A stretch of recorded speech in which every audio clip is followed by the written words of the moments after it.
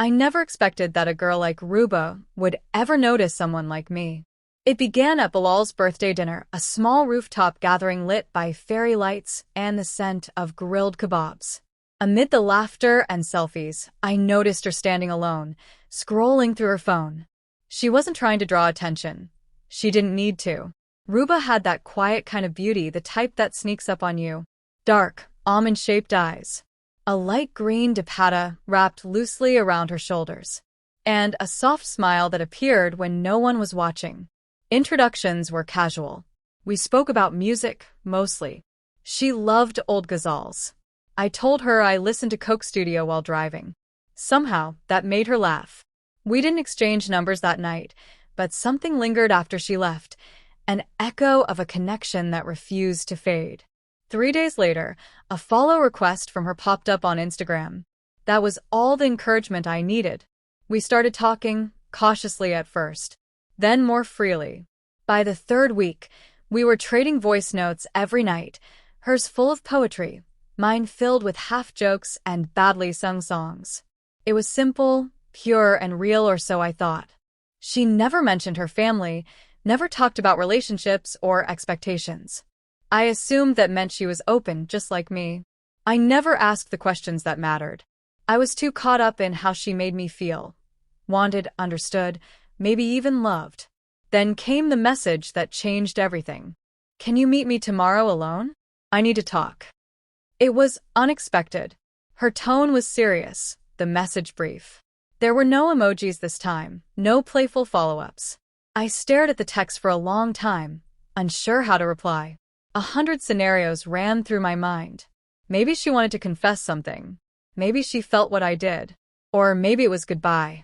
I told her yes. But I didn't tell her I wouldn't be alone. That night, I messaged my 2 closest friends, Farouk and Denial. I didn't explain much, just said I had a feeling something was off. They trusted me. Farouk, the larger of the 2, tall, broad-shouldered, the kind of guy who made strangers nervous, offered to come, just in case. I wasn't trying to trap her or embarrass her. I just needed to feel safe. Emotionally. Maybe even physically. Something in her message didn't sit right with me. As I lay in bed, staring at the ceiling fan spinning slowly above me, I kept repeating the words she had written. "Meet me alone." But I couldn't shake the thought that perhaps she didn't want to be alone either. And maybe, just maybe, she wasn't planning to be. The cafe she chose was tucked away on a quiet side street, away from the usual chaos of the city. Assan Cafe and Bakery. A coincidence, maybe, but the irony wasn't lost on me. I arrived 20 minutes early, nerves chewing in my stomach. Farouk and Denial came separately, as planned. They sat at the corner table near the glass wall, far enough not to be noticed, close enough to step in if needed. I chose a booth near the back, facing the door. My fingers tapped restlessly on the tabletop. My thoughts were louder than the soft jazz playing from the speakers above. Then she walked in.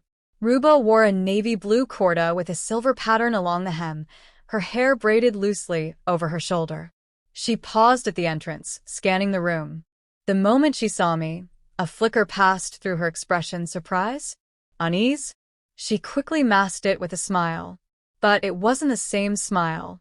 She slid into the seat across from me, adjusting her sleeves more than necessary. "You came," she said softly. "I said I would," I replied, watching her closely.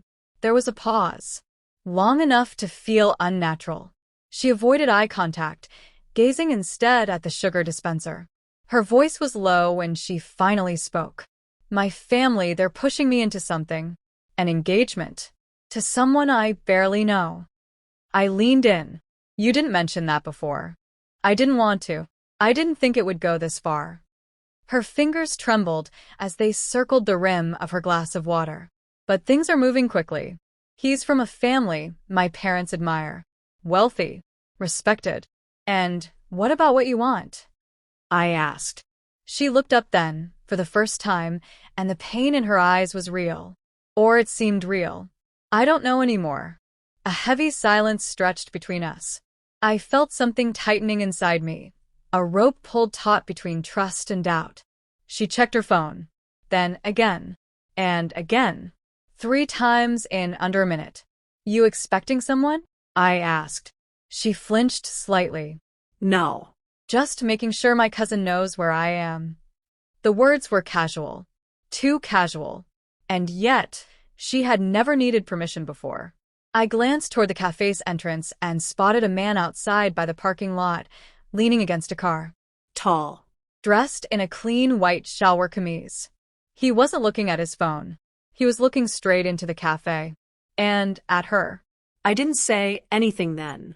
I just watched. When the waiter brought menus, she waved him off. Actually, I need to go soon. Just wanted to talk. She stood abruptly, barely giving me time to process. Thank you for coming. Before I could respond, she was out the door.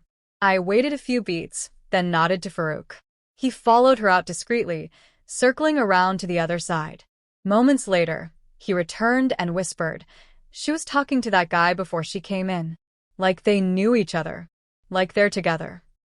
And just like that, everything inside me began to unravel. That night, sleep never came.